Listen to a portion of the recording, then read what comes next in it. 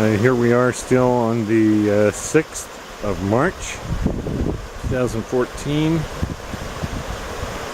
I'm on the Canary Creek levee and wanted to show people that may have never been able to see Canary Creek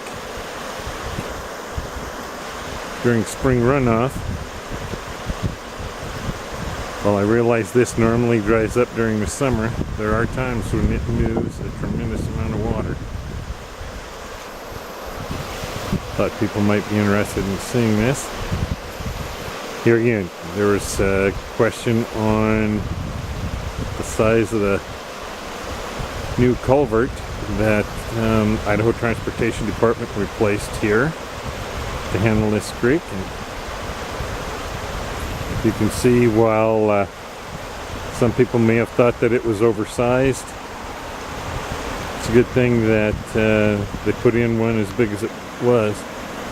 Also want to pan over here.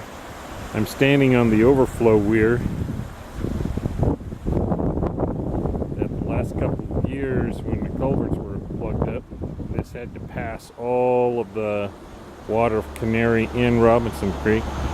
You will notice, even when both creeks are moving this much water, now that we have the culverts working properly, this overflow weir is far from being activated.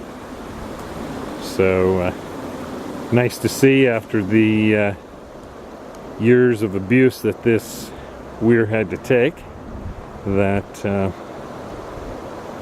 for right now at least, all is well.